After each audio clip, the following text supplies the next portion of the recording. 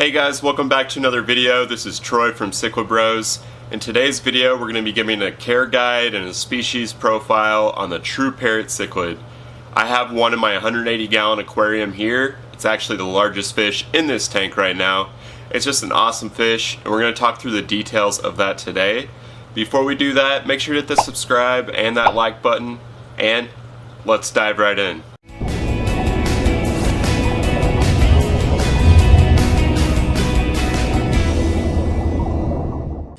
Okay guys, so here's the True Parrot Cichlid. I've been wanting to do this care guide for a while because there's not a ton of information on this guy readily available, and also it does get confused with the blood parrot. However, the True Parrot is a pure species and they're completely different than that blood parrot. They are a large South American cichlid. They range anywhere from 10 to 14 inches, and I've heard of some cases where they get up to 16 inches in aquariums. And due to that, they do need large tank sizes. I would say at minimum you probably want a 125-gallon tank for these guys. You can maybe get away with a 75 or 90 if you have just one, but as a full-grown adult it is going to be a really tight fit. As they grow, they're going to get a lot more of that light blue coloration coming through. My True Parrot here is about 8 inches, so he's not a full-grown adult, but he's starting to get some of that color come in, and he's already looking great. He's just one of my favorite fish in this tank. Because they get so big and colorful, I do think they make a good centerpiece fish for any large aquarium. They are a South American cichlid, so they will do really well with a sand substrate, driftwood, and rocks, just that natural biotope. I'm sure they could do fine with gravel as well, but just my personal preference is that sand substrate to make it look a little more natural. True parrots can be found in the black waters and river basins of Brazil, Venezuela, and Colombia.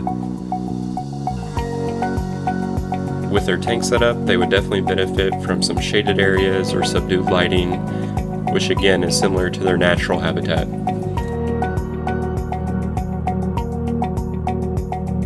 These guys will probably eat most live plants, so just keep that into consideration. My severums eat live plants really aggressively, but I think over time the True Parrot will also consume most live plants or just tear them up.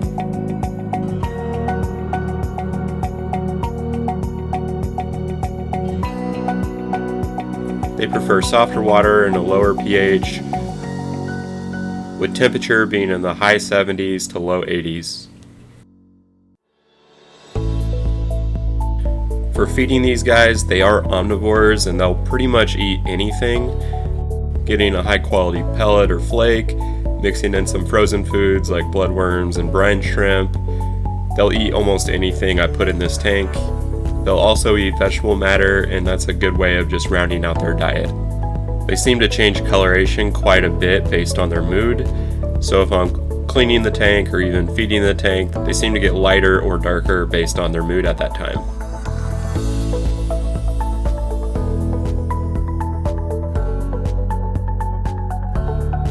True parrots are usually considered semi-aggressive cichlids. I haven't found them to be too aggressive. This guy right here is pretty peaceful and he hasn't started any issues in this tank. However, they can be territorial or aggressive towards their own kind, so just keep that in mind if you have more than one True Parrot in your tank. Because they're kind of semi-aggressive, you can keep them with a pretty wide range of cichlids. I would usually recommend more of the South American cichlids since they share the same water parameters.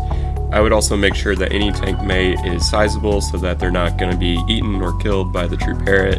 A few examples of ideal tank mates with these guys I think are severums, who have some good size and are also pretty peaceful.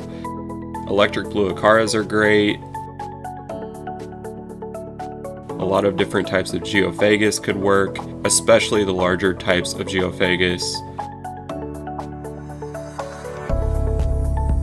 I think a chocolate cichlid would work really well. Also, I think Oscars is a pretty good tank mate, but when you're considering fish of this size, you just need to make sure that your tank is sizable and that you have enough filtration to properly care for this large of fish. but I do think the true parrot can hold its own against some of the more large or aggressive types, such as the green terror, the Oscar as I mentioned. I think Jack Dempsey's could work, and a few of the Central Americans as well. I would probably stay away from most of the smaller community fish, such as tetras or anything like that. It can be a challenge to determine if your true parrot is a male or female, since they don't have many differences. However, the male might be slightly larger and more round, but you may not be able to see that until they're adults. And then when it comes to breeding, they are egg layers. The female will lay a couple hundred eggs, usually on a semi-vertical surface, something that's flat like rocks or a piece of slate, and then the male will fertilize them soon after. Both parents usually look after the eggs and the fry, and then the fry will grow to around a ½ inch within about 6 to 8 weeks. To get them to breed, you'll definitely want pristine water parameters, and this goes for this fish in general, as they can be kind of sensitive to poor water parameters, so you'll definitely need the sizable tank that I mentioned, the powerful filtration, and to keep up with your water changes to make sure that this fish has the best environment possible. So overall, the true parrot is a great cichlid that I highly recommend, and even though they're relatively uncommon, I'm hoping that they become more widely kept in the hobby moving forward, because they can be a very rewarding fish to keep. Okay guys, that does it for today's video. I hope you found that information helpful or interesting. And if there's any other care guides on other cichlids you would like to see us do, make sure to comment that down below. We'd love to hear from you. Thanks again for watching, and we'll see you next week.